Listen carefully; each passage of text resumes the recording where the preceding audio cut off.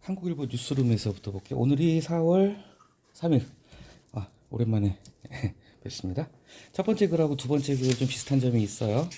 보셔서 느끼셨겠지만, 특히 첫 번째 글이 그래요. 그러니까 딱 글이 정확하게 반분이 됩니다.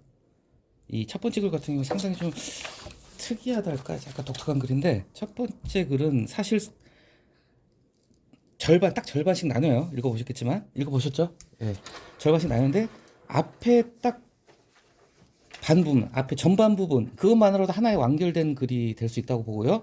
또 자연스럽게 또 이제 약간 같은 맥락으로 이어지면서 뒷부분도, 어떻게 보면 이거는 주제가 두 개라고 볼 수 있어요. 왜냐하면 딱 전반부가 이제 어떻게 보면 후반부를 얘기하기 위해서 전반부를 얘기를 한 건데, 자리 이탈을 얘기를 하려고 지금 상당히 길게 이제 그 자살 유가족에 대한 얘기를 했어요.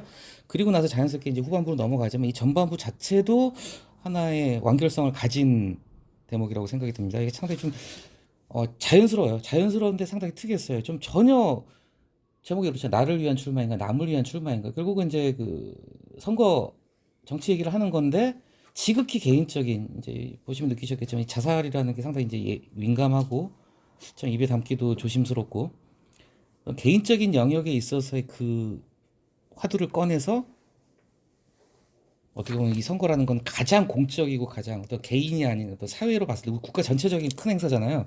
그렇게 이어갔다는 게 상당히 좀 독특하게 느껴졌고, 근데 그게 어색하지 않고 자연스럽게 연결이 됐다는 게 좋았습니다. 보셨겠지만은 그쵸? 어, 이게 뭐 저는 솔직히 좀 마음이 무거워요. 저희 어머니 기일이 얼마 전이었는데, 저는 이제는 좀 담담하게 그냥 얘기를 합니다. 그냥 뭐 이게 뭐 숨길 일도 아니고 저희 어머니가 이제 자살로 돌아가셨어요. 그래서 저는 이걸 좀 알아요. 이게 참 지옥입니다. 정말 가까운 가족한테는. 근데 뭐 저도 완전히 극복을 못했지만 극복을 하고 있는 중인데, 또 시간이 이제 9년이란 시간이 지나니까 좀 담담해졌는데, 그래서 저는 좀 더 각별하게 이 글을 봤어요. 각 지자체별로 이제 자살 유가족 돕는 그런 프로그램도 많이 진행을 하고 있고, 이제 지금 이 한국일보에서도 그 기획 시리즈를 계속 내보내고 있나 봐요. 근데 이제 첫 번째 단락에서 세 번째 단락에서 이 인터뷰 자체가 이제 어려운 거거든요, 상당히. 예, 뭐 개인적인 얘기를 잠깐 하자면요, 짧게 하겠습니다. 저 개인적으로는 2015년도에 1년을 잘 기억을 못해요. 약간 단기 기억 상실증 이런 게 왔어요. 굉장히 많은 일들이 있었고 제가 진짜 막 엄청나게 힘들었는데, 그 2015년은 지금 돌아가 생각을 해보면 잘 기억이 나는 대목이 없어요. 예. 그리고 실제 그 해를 기점으로 제가 회사 외의 인간관계가 다 끊어졌어요. 그 해를 기점으로. 그만큼 저한테 좀 개인적인 충격이었기 때문에 그런 약간 현상이 있었는데, 어쨌건 힘듭니다. 근데 그 과정을 거치고 나면 이제 좀 뭔가 이렇게 얘기를 할 수 있고, 그러니까 아픔이라는 거는 오히려 말 안 하고 그냥 꼭 이 스타일이 아니더라도요, 자기 안에만 갖고 있으면 이거 골마 터져요. 얘기를 해야 됩니다. 저 그런 걸 좀 느꼈거든요. 자, 처음에 이제 입 밖에 꺼내기도 어려운 부분이란 말이에요. 근데 왜 세 번째 수락을 했을까? 공통점이 있었다. 같은 고통을 겪는 분들에게 괜찮다고 말하고 싶었다. 시시할 게 아니라 부끄러워할 거 아니다. 죄진 거 아니다. 내어놓고 말하는 계기가. 당신의 죄가 아니라고 얘기해주고 싶어요. 행복한 순간은 반드시 찾아오고 점점 늘어난다. 네 번째 단락에서 이제 이 비극을 얘기를 하죠. 진짜 인생 전체를 집어삼킵니다. 그래요. 삶을 대하는 시선도 좀 바뀝니다. 근데 이제 약간 대꾸 형식으로 가죠. 살면서 가장 후회되는 순간을 대표하는 지옥, 포탄이 떨어져 폐허가 되는 황망함, 막막함, 원망, 죄책감. 예, 뭐 담은 내용은 상당히 무거운 주제지만 글을 갖다 풀어가는 어떤 기법적인 면에서 보면 상당히 좀, 뒤에 이제 좀 뒷글에서 비슷한 게 나오는데요. 지옥, 황망함, 이 쉼표를 계속 끊으면서 이어가는 거, 죄책감 속에서도. 자, 귀신. 솔직히 말씀드리면 저도 오늘 처음 본 표현입니다. 쉽게 해서 기운 없이, 힘 없이, 맥 없이 그런 거예요. 귀신, 기운 없이, 기운 없죠. 근데 자, 중요한 게 마주했다는, 우리가 이제 그 심리학이나 어떤 상담 그런 쪽에서도 많이 얘기를 하는 게, 직시라는 표현을, 그게 어떤 전문 용어인지 모르겠어요. 심리학 같은 데서 상담 기법 중에 직시, 피하지 말고 직접 마주해라. 너에게 고통을 주는 걸 갖다가 그냥 처음에는 정면으로 맞서는 것 자체가 굉장히 어려워요. 그러니까 자꾸 고개를 돌리게 되고 피하게 되고 위축이 되는데, 그걸 극복하려면 쳐다봐야 돼요. 얘랑 싸워서 이기려면은 어쨌건 쳐다봐야 돼요. 예, 마주하는 것. 그래서 이 단락의 마지막 문장 있죠. 그것이 한 줄기 희망이라도 되기를 말하는 마음, 그것이었다. 여기서 말하는 그것이 뭘까요? 여기서 말하는 그것은 바로, 자, 이 인터뷰를 어렵사리 이 사람들이 수락한 이유가 바로 다른 사람에게 뭔가 희망이 되고 싶다는 그런. 그러니까 이게 어떻게 보면 바로 이제 이 다음 단락에서 이제 정치 얘기로 넘어갑니다. 이 지극한 자리 이타, 스스로를 이롭게 하고 또 타인도 이롭게 한다는 건데 단계가 있죠. 먼저 자기 자신을 갖다 치유를 하는 거예요. 그 과정을 통해서. 그리고 거기서 얻은 깨달음을 갖다가 다른 사람한테도 전달을 해준다. 이게 자연스럽게 이 자살에 대한 얘기에서 후반부의 정치, 어떤 선거에 대한 얘기로 자연스럽게 넘어가는 거죠. 그렇죠? 여기서 한 가지 말씀드리자면 이제 중간에 이제 다 읽어보셨죠? 곽정은 작가, 뭐 제가 이분 글은 토박토박 이거 책은 안 읽어봤는데 이분이 그 연애 칼럼니스트로 굉장히 유명한 분이에요. 근데 이분에 대해서 약간 좀 변명을 해준 거예요. 왜냐? 이제 곽정원이라는 이름 상당히 꽤 유명해서 아는 사람은 알거든요. 그러니까 무슨 곽정원이 연애 글 쓰는 애가 무슨 뭐 마음의 방이야 이럴 수 있으니까 나름 이제 주석을 달아준 거야. 이분이 흔히 연애 칼럼니스트로 알려져 있지만 그런 연애가 가벼운 건 아니죠. 그런 글만 쓰는 게 아니라 마음 공부를 하는 사람이다라는 점을 갖다가 이제 보여준 거죠. 예. 예. 자, 그리고 이제 총선을 얘기를 했어요. 우리가 너무나 잘 알고 있는데 과연 이 사람들이 이타적인 생각을 가지고 나올까? 이 단락의 끝에 나오죠. 이번에도 이타 없이 자리만 노려 선거에 뛰어드니까 태반. 이거 단어 잘못 골랐어요. 태반은요. 국어사전적인 의미가 반 조금 넘는 걸 태반이라고 그러거든요. 제가 봤을 땐 반이 아니라 90%입니다. 자리를 위해서 나온 사람이 저는 90%라고 봅니다. 진짜 한 10%밖에 안 된다고 봐요, 저는. 자, 그런 고귀한 태도까지는 바라지도 않겠다. 적어도 그래 이기적인 거 좋아. 너 돈과 명예와 그런 걸 위해서 출마한 거 좋아. 그러면은 자신을 생각하듯 세상을 이롭게 한다는 자리 이타의 마인드를 부디 가졌으면 좋겠다. 그러면서 이제 마지막에 앞에 전반부에서 얘기했던 거랑 이제 융합을 시키면서 얘기를 하는 겁니다. 지금은 정말 고통스럽겠지만 괜찮을 때가 온다라고 한 이 자살 유가족들의 이 말이 참 멋진 말이죠. 등대. 그쵸. 자, 이 사람들 평범한 유가족들도 이러는데 하물며 국민 세금으로 그렇게 많은 월급을 받고 명예를 누리겠다고 나온 너희들은 등대 갈 준비가 돼 있니? 마지막 문장이 굉장히 시니컬하죠. 후보 스스로에게 판단을 기대하는 것 역시 언감생심 무리다 이거죠. 유권자가 냉철하게 판단해서 표를 던지자 이렇게 해서 마무리가 됐습니다. 그래서 이 글은 구조 자체가 상당히 좀 보기 드문 구조라서 제가 골라봤고 글 자체도 뭐 좋은 글이고요. 그래서 이런 게 가능하다는 거예요. 우리가 글을 쓴다는 거는 저는 이렇게 봅니다. 비유하고 상징이거든요. 결국 어떤 걸 얘기할 때 사실 이 글도 하고 싶은 얘기만 하자면은 한 줄로 줄일 수 있어요. 국회의원 니네가 그렇게 이기적인 동기에서 정치를 하는 것만큼이나 다른 사람을 좀 생각해라. 이렇게 한 줄로 쓸 수도 있는 글인데 그렇게 하면은 듣는 사람한테 설득력 있게 다가가지가 않잖아요. 우리가 글이라는 걸 갖다 이게 길게 풀어 쓰는 이유가 읽는 일을 갖다가 뭐 감동시키거나 감화시키거나 설득하기 위한 거잖아요. 근데 그런 설득의 기법으로서 결국은 비유와 상징 제 졸업하고 난 다음에 학교 졸업하고 난 다음에 그 참고서 회사도 있었던 것 같아요. 비유와 상징 지금도 있나요? 근데 비유하고 상징이 결국은 글 쓰면에 있었던 기본인데 어떤 비슷한 경우를 가지고 와서 자연스럽게 이어가주는 그런 어떤 기법을 한번 본다는 의미에서 좋았고요. 두 번째 거 볼게요. 중앙일보 이상원의 시시각각 응징기권 이거 상당히 재밌죠. 재밌게 보셨는지 모르겠어요. 이거 이 실험 다 보셨죠? 어떤 내용인지 아시겠죠? 자, 내가 돈 한 푼 더 받는 것보다 사람 감정의 동물이라는 걸 여기서 보여준 겁니다. 저 얄미운 놈, 얍삽한 것들 갖다가 내 쟤들하고 안 놀아 이거예요. 근데 이게 실제 사람 심리가 이렇다는 거죠. 근데 이걸도 참 재밌는 게 뭐냐면은 어떤 이런 실험 심리학에 대한 부분을 가지고, 그러니까 이게 좀 생소한 케이스이기 때문에 상당히 길게 자세히 풀었어요. 처음 보는 사람도 이해할 수 있게. 그냥 퍼니시먼트 게임 그러면 사람 잘 모르잖아요. 저도 몰랐어요 이거. 근데 자 이런 게 그러니까 글을 읽으면 좋은 게 이런 거 하나씩 우리가 이제 얻어간다는 거죠. 자, 뭐 10달러, 12달러 이제 해봤어요. 근데 이런 결과가 나왔다. 1달러 더 버는 거 물론 근데 뒤에 나오잖아요. 나중에 상금을 10배로 올려가지고 실험해도 비슷한 결과가 나왔다는 거야. 돈 더 버느니 내가 저 손놈하고 같이 안 놀아 이런 그쵸. 그래서 이제 앞부분에서 길게 설명했는데 이제 이 단락 앞에서 하나 둘 셋 네 번째 단락에 보면은 마지막 문장 이 핵심입니다. 결국 주제가 뭐죠? 이 앞 전반부의 주제는 탈러는 인간에겐 부당한 쪽을 응징하기 이게 그야말로 감정적인 부분이에요. 감정. 이성이 아닌 감정의 문제라는 거죠. 그래서 경제적 합리성, 결국 감정보다 이성이 앞서는 게 결국 인간의 본질이라는 얘기를 한 거거든요. 그렇죠? 경제적 합리성은 이성이고 응징이라는 건 이건 말 그대로 응징은 복수심이거든요. 그렇죠? 감정이죠. 그래서 인간이 철저하게 합리적이지 않다는 걸 갖다가 얘기를 한 거예요. 결론적으로. 그런데 아까도 말씀드렸지만은 이걸 갖다 그냥 한 줄로 인간은 이성으로만 움직이는 게 아니라 감정적인 동물이다. 그러면은 독자가 공감을 할까요? 뭐 틀린 말은 아닐 수 있겠지만 그래? 근데 그렇게 설득이 안 된단 말이에요. 근데 구체적으로 이런 케이스를 가지고 와서 실험의 결과를 딱 보여줘요. 그것도 베스트셀러에 나온 실험이잖아요. 넛지. 저는 안 읽어봤는데. 자, 이 실험 결과를 가지고 오면서 그러면은 이미 2단계에서 사람들이 이 필자가 하는 얘기를 갖다 받아들일 마음의 준비가 돼버린 거예요. 설득을 당한 거니까 자기가. 그렇죠? 자, 그러면서 이제 또 선거 얘기를 합니다. 자, 기억하실지 모르겠지만 딱 2년 전이에요. 6.1 지방선거. 이때는 빨간당이 압승을 했습니다. 빨간당이 완전히 다 쓸었어요. 압승을 했습니다. 근데 이거 실제 이 당시 분석이 맞아요. 이때가 이제 대선 끝나고 나서 대선에서 이제 민주당이 졌죠. 윤석열 대통령 됐으니까. 그리고 나서 몇 달 안 있다가 한 선거였어요. 근데 이때 민주당에 실망한 유권자들이 대거 기권을 했다는 거죠. 뒤에 나오잖아요. 대표적인 민주당 텃밭이라고 할 수 있는 광주광역시 그리고 40대가 기권 비율이 제일 높았다는 거. 그래서 민주당이 완전히 그냥 대패를 했죠. 자, 이제 지금 반대 경우가 됐어요. 지금 뭐 어쨌건 객관적으로 여론조사만 놓고 보자면요. 지금은 지금 더불어민주당하고 그러니까 범야권 세력이 지금 뭐 200석까지 가져간다. 200 이거만 말씀드릴게요. 국회의원 300석 중에서 200석이면 3분의 2잖아요. 그럼 3분의 2가 되면요 슈퍼 국회가 됩니다. 슈퍼 국회, 슈퍼 야당이 돼버려. 다 합니다. 모든 걸 다 할 수 있습니다. 대통령 거부권 완전히 무력화시켜요.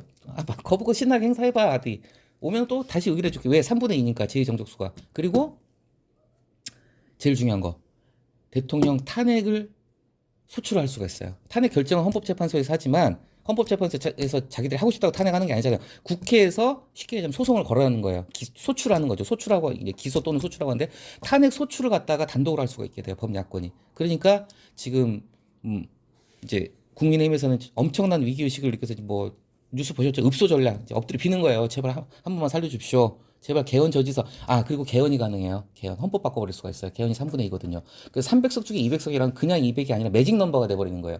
국회가 할 수 있는 모든 걸 갖다가 뭐 쉽게 얘기하자면 그 야권이 단일화해서 뭐 조국당이나 뭐 저기 뭐 진보나 이쪽이랑 합쳐가지고 뭐 녹색정의당 모든 걸 할 수가 있게 되는 거죠. 그러면은 실제 보수 언론에서 우려를 하는 게 뭐냐면 아침에 그 슬로우 뉴스 보시면은 느끼셨겠지만 지금 보수 매체들이 떨고 있어요. 지금 이러다가 진짜 넘어가게 생겼다니 지금 그런 얘기를 하고 있어요. 근데 또 이제 오늘 여담이지만 오늘 이제 제가 좀 계속 보고 있는데 이제 막판에 보수가 결집을 해서 200석까지는 못 갈 거다.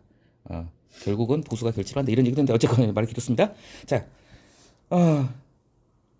그래서 사람들이 이렇게 되면요 이미 진게임이 그러니까 두 가지 면이 있어요. 이게 오히려 보수를 자극을 해가지고 야 이러다가 나라 망하게 생겼어. 안돼 우리가 나라를 지켜야지 해가지고 보수들이 나가서 투표를 갖다가 몰표를 할 수도 있어요. 그게 아니면은 에이씨 기권을 해버릴 수도 있다는 거죠. 그냥 하나만한 선거 이렇게 될 수도 있는데 그러니까 어떻게 될지 모르는 거예요.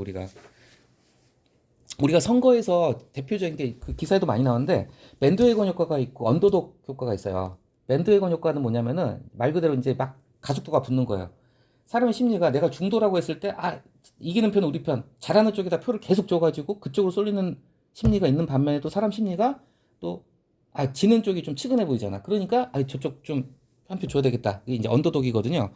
그러니까 어느 쪽으로 갈지는 모르는데 이제 이 글에서 이제 언더독이라기보다는 그 뭐랄까 이게 밴드웨건 이펙트가 더 강해지고 진보 성향을 가진 아니면 중도 성향 중에서 진보 성향을 가진 사람들이 그쪽으로 가게 되면은 정작 보수층이 기권을 해버릴 수도 있겠다. 뭐 이런 얘기를 하는 거예요 지금. 그래서 응징기권 얘기가 나는데 니오도 다시 한번 근데 지금 이제 중앙일보에서 굉장히 세게 비판을 한 거예요. 지금 보수 언론이 굉장히 못마땅해 용산이 지금 얼마 전에 이제 의대 관련해 의대 정원 증원에서 긴급 담화를 어젠가 발표했죠. 근데 나름 국민의힘이나 보수 언론은 이 2,000명이라는 숫자를 갖다가 지금 평행선을 달리고 있고 협상이 안 되는 이유가 뭐냐면은 용산에서는 2,000명에서 한 명도 못 줄인다는 입장이고 이제 의사들은 안 된다. 2,000명은 절대 안 된다. 이런 입장이란 말이죠. 근데 2,000명에서 좀 이렇게 약간 양보를 하나 싶었는데 그걸 또 안 해가지고 보수 언론이 화가 났어요. 오늘도 보니까 이제 대통령실에서는 그것도 조금 양보할 수 있다는 길로 가는 것 같은데 어쨌건 자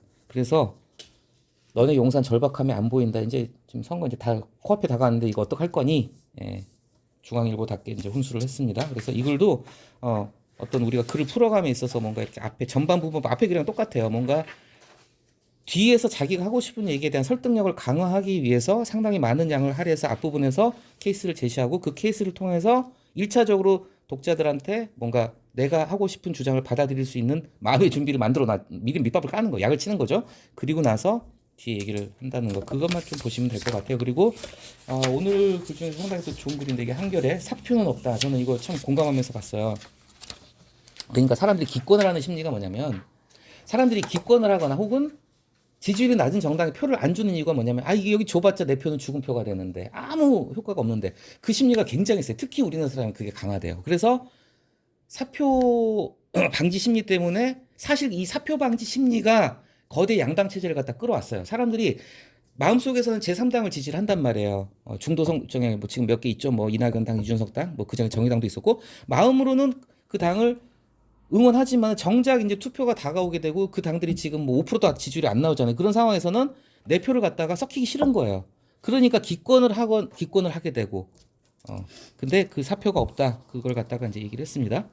투표를 안 하는 것도 시민의 권리. 이거는 좀 논란이 있어요. 투표 안 하는 것도 기권도 하나의 의사표시다. 투표를 안 하는 게 기권이죠. 기권도 하나의 의사표시 한 방법이다. 이것도 하나의 정치적인 의사표현이다. 이렇게 얘기하는 사람이 있는가 하면 아니다. 기권은 절대 안 된다. 최선이 없다면 차선을 택하고 차선도 없다면은 최악을 피하게 차악을 택하라 그러잖아요. 그러니까 투표는 꼭 해야 된다. 저는 그 생각입니다. 투표는 꼭 해야 된다고 봐요.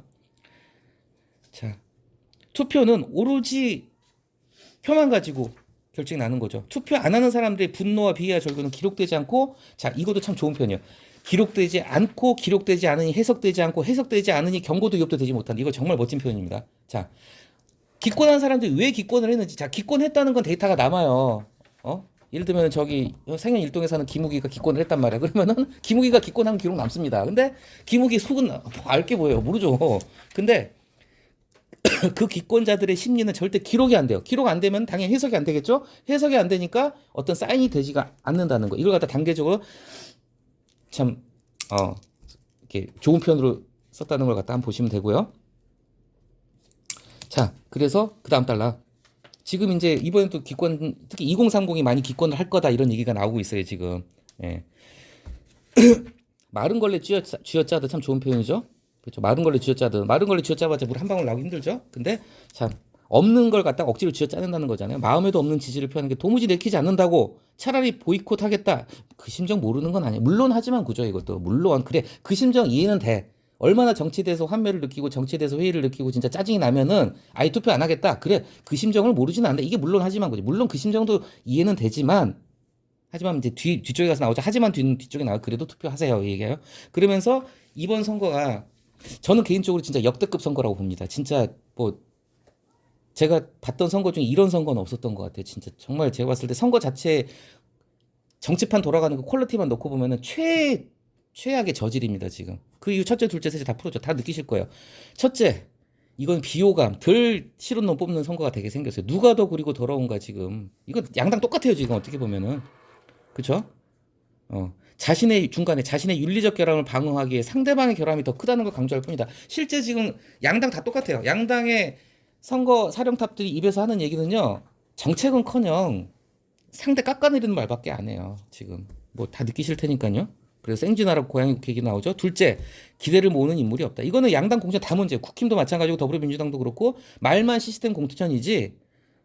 결국 뭐 읽어보셨겠지만 국힘에선 결국 대통령 용분에게 쓴소리한 사람을 다 아웃시켜버렸고 더불어민주당 당대표하고 가깝지 않은 사람을 다 아웃시켰고 그랬죠. 줄 세우기 공정 여기서 말하는 자 이 둘째 여기서 뒤에 줄 세우기 공정 나오죠. 이 공정은 우리가 공정과 뭐 상식 얘기할 때 그 공정이 아니라 프로세스예요. 공장에서 물건 만드는 프로세스. 줄 세우기 그 프로세스와 다를 바 없다. 그 과정과 물건 만드는 과정과 다를 바 없다. 시스템적으로 이 공정 그러니까 뭐 공평과 정의 그 공정 아닙니다. 공장에서 물건 만드는 과정을 얘기하는 거. 공장의 과정이라고 생각하시면 돼요. 공정 그 공정이에요. 이런 경우는 솔직히 괄호치고 한자를 넣어주면 더 좋았을 거예요. 그러면 좀 더 의미가 확실했을 거예요. 셋째, 제일 중요한 게 이거예요. 정책이 완전히 실종됐습니다. 정책 가지고 싸우는 지금 뭐 민주당이나 국힘이나 정책을 하나씩은 내놓긴 해요. 근데 다 이제 진짜 급조해서 표 얻으려고 이제 막 피는 거예요. 막 던지고 있어 지금. 이건 양당 다 그래. 막 던져요, 막 던져. 진짜 뭐 전국민 25만 원씩 준다. 자영업자 육아휴직 수당을 주겠다. 이거 너무합니다, 진짜. 재원 마련에 대해서는 얘기도 안 하고요. 근데 그건 진짜 선심적으로 표를 갖다 매표용이나 마찬가지로 돈 주고 표 사는 거지. 근데 제대로 된 정책 경제, 자, 지금 기후 문제, 일자리 문제, 교육 문제, 지역소멸, 저출생, 돌봄체계 증세 얘기가 들어간 한결에 답습니다. 근데 이 증세는요, 지금 간단히 말씀드리면은 지금 보수 언론도 지금 약간 빨간불 전에 몇 번 드렸어요. 보수 언론 중앙일보에서도 지금 이거 위험하다. 자꾸 이렇게 세금 깎아주고 뭐 부가세 깎아주는 얘기가 나왔어요 지금. 부가세 그거 저기 뭐 2억에서 5천원 줄인다는 거. 이렇게 되면은 세수 확 줄어드는데 그럼 나라 이제 망한다. 이제 재정 망한다. 이제 이건 뭐 진보 보수 언론 할 거 이 증세를 해야 된다는 입장입니다 지금. 아무튼 정책은 완전히 실종돼 있죠. 근데 이거는 언론도 문제가 있다고 봐요. 언론도 어쨌건 클릭수를 늘려야지 장사가 되잖아요. 그러니까 자극적으로 기자들 보면요. 이게 이제 일본 말에서 그런데 이제 우리가 이제 언론에서 아시죠? 야마라고 그러잖아요. 헤드라인을 야마라고 그러거든요. 이제 언론에서 쓰는 은어인데 야마를 잘 뽑는 기사 잘 쓰고 정말 발로 뛰면서 진짜 분석하고 취재하고 이런 기자들보다 말장난 잘하는 애들이 더 인기가 좋을 거예요. 더 승진 잘하고. 그러니까 언론 총선 관련 언론 보도도 보면은 굉장히 자극적이에요. 클릭을 유도하는 그런 언론들. 언론 보도 행태도 문제라는 거죠. 지지율밖에 없어요. 지금 나오는 게 정책에 대한 어떤 그런 얘기는 진보 매체, 보수 매체 할 것 없이 거의 눈 씻고 찾아봐도 없습니다. 이거 언론도 문제라고 봅니다. 그렇죠? 자, 근본적으로는 각 정당이 심판과 타도 이게 뭐야? 네거티브죠, 네거티브. 그러니까 네거티브가 있는 곳에서 파저티브가 있을 수가 없어요. 발전적인 게 나올 수가 없잖아요. 그렇죠? 자, 그럼에도 불구하고 이게 바로 물론 앞에서 말한 물론 다음에 하지만입니다. 물론 그래 기권하는 심정 이해하겠어. 그래 하지만 그럼에도 불구하고 재밌는 게요. 그럼에도 불구하고를 갖다가 한글에서 우리가 한글 아래 한글 켜고 조판보를 켜고 그럼에도 불구하고를 치면 밑에 빨간 줄 갑니다. 저는 그래서 한참 고민했어요. 그럼에도 불구하고 어디가 틀린 거야. 제가 찾아봤어요. 언론에도 많이 쓰고 여기도 등장하잖아요. 사설에도.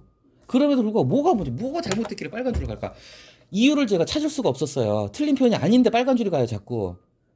그래서 제가 살짝 그럼에도를 갖다 그러함에도 불구하고 바꿔보니까 빨간 줄이 싹 사라지는 거예요. 그러니까 한글 AI 책에서는 좀 정확한 표현이 근데 또 따지고 보면 제가 유심히 생각을 해봤는데 좀 더 정확한 표현은 그러함에도 불구하고가 맞다는 좀 그런 생각이 들긴 해요. 아무튼 그러함에도 불구하고 그럼에도 불구하고 자, 나는 이 구차스러운 접속사를 계속 쓰고 있다. 자, 정치가 아무리 개판이어도 이제 여기서 정말 이제 이 글에 빛나는 게 이제 이 뒤 여기서부터입니다. 그래도 투표해야 된다. 투표해야 된다. 왜? 정말 내가 던지는 표가 이제 죽는 표가 아니라는 얘기를 하잖아요. 마지막에 사표가 아니라 활표라는 얘기를 하면서 이 작은 움직임이 지금은 별것 아닌 것 같지만 이제 이 같은 맥락에 이제 뒤에 나오죠. 지금은 이 미미한 움직임들이 나중에 커질 수 있다. 커지게 될 것이다. 그렇죠? 그래서 다 그냥 개떡 같은 후보들이라 할지라도 그 중에 그나마 덜 나쁜 놈, 그나마 괜찮은 보석 같은 사람 찾아보면 있을 것이다. 그럼 그 사람들한테 표 주자. 그러면은 그게 사표가 안 된다는 얘기를 갖다가 참 멋있죠. 모소대나무. 저 오늘 찾아봤습니다. 저도 처음 봤어요. 모소대나무가 뭐지 하고 찾아봤는데 혹시 보셨어요? 간단 설명드릴게요. 대나무의 한 품종인데 중국의 그 동쪽 중국 동북부에 많이 사는 대나무래요. 이 대나무는요 처음에 씨를 뿌리면은 처음에 뭐 3년? 5년 5년 동안 3cm 자란대 3cm. 그래서 3cm 5년 동안 안 자란다는 거예요. 그러다가 5년이 지나면 하루에 30cm씩 자란대요. 그래서 6년째 되면 15m가 된답니다. 하루에 30cm씩 자라니까. 이게 뭐냐면은 처음에는 눈에 띄지도 않고 뭔가 자라는 게 보이지도 않고 아무 효과가 없고 성과가 없는 것처럼 보이지만은 시간이 흐르면서 결국은 확 큰다는 거예요. 15m까지. 순식간에 눈에 안 보이다 갑자기 자란다는 거죠. 이게 그렇답니다. 이 대나무가 왜 그러냐면요. 처음에 그 5년 동안은 뿌리를 내린대요. 뿌리를 만든대요. 뿌리를 튼튼한 뿌리를. 튼튼한 뿌리를 먼저 왜냐면 15m까지 자라는 거 지탱하려면 뿌리가 튼튼해야 되잖아요. 그러니까 먼저 뿌리를 가만히 그냥 눈에 안 보이게 뿌리만 만들어 놓고 뿌리 완성 다 되고 나면 그때부터 큰다는 거죠. 멋지죠? 이제 비슷한 표현으로 이런 표현을 좀 쓰고 싶어요. 제가 좀 잘 쓰는 표현인데 호수 밑바닥에서 물풀이 자라납니다. 호수 밑바닥에서 물풀이. 호수 밖에서는 그 물풀이 자라는지 마는지 눈에 안 보여. 있는지 없는지도 안 보여요. 근데 호수 밑바닥에서 물풀이 우리 눈에는 안 보이지만 저기 조금 자라요. 근데 어느 순간에 얘가 딱 수면 탁 치고 올라와요. 딱 치고 올라요. 그럼 똑같은 거예요. 그러니까 저는 이 글이 참 멋진다고 생각한 이유가 뭐냐면 비유를 기가 막힌 모소대나무라는 표현을 기가 막히게 가져온 거예요. 지금은 사표처럼 보일지만 이건 사표가 아니다. 이 조금 생각을 해보세요. 자, 뭐 내가 지지하는 후보, 뭐 내가 지지하는 제3당, 뭐 이번에 1% 나왔어. 근데 이게 사람들이 한 명씩 바뀌고 한 표씩 주기 시작하면 이게 1%가 3%가 되고 3%가 10%가 되고 10%가 30%가 된다. 이 얘기를 하고 싶은 거예요. 기가 막힌 이게 정말 잘 쓴 글입니다. 오늘의 메인이 이거 같아요. 자, 여기서 또 이 글이 정말 멋진 게 뭐냐면 모소대나무만 얘기한 게 아니라 참 문학적으로 이 누구시죠? 아, 진짜 글 쓰는 분이에요, 이거는. 이 단락 뒤에서 두 번째 단락 다시 한번 볼게요. 난세의 지도자는 하루아침에 출현하지 않는다. 자, 민들레 홀씨, 어목한 동토, 얼어붙은 땅에서 살아남은 민들레 씨가 때가 되면 뾰족한 어린 싹을 내밀듯이. 민들레 생명력 엄청나게 강한 거 아시죠? 민들레는 엄청나게 잘 자랍니다, 진짜. 혹독한 환경에서도 잘 자라요. 자, 어둠 속에서 꿈질기게 생명을 이거 매미죠. 5년 동안 땅 속에 있다가 매미 맹맹맹맹 우는 건 딱 한 달인가? 그리고 나 죽는다잖아요. 5년 동안 땅 속에 있다가 날개를 펴듯이. 그리고 이 모소대나무.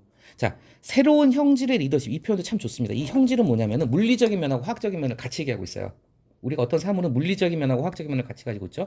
형질은 형태하고 성질을 합친 거예요. 형태, 성질. 형태는 물리적인 거예요. 어떤 모양을 갖추고 있는가. 그리고 성질은 말 그대로 그 화학적으로 어떤 성질을 가지고 있는가 이 얘기잖아요. 형태하고 성질을 합쳐서 형질. 그러니까 어떤 리더십이라는 것도 밖으로 보이는 리더십의 모습이라는 게 있고요. 그 리더십의 또 내면의 리더십이라는 게 있잖아요. 내면의 리더십, 그러니까 밖으로 보이는 게 어떤 카리스마라든지 어떤 웅변 능력이라든지 청중을 휘어잡는 그런 거 밖으로 보이는 게 형태라면은 성질은 그 안에 들어있는 거. 이 사람이 가지고 있는 식견이나 철학이나 정치적인 이런 어떤 내면의 모습들. 그래서 새로운 형질의 리더십도 이게 그냥 지나칠 한 구절이 아니라는 거예요. 리더십의 본질을 갖다가 이 짧은 데서 우리가 읽어낼 수 있어야 된다는 거죠. 새로운 형질의 리더십.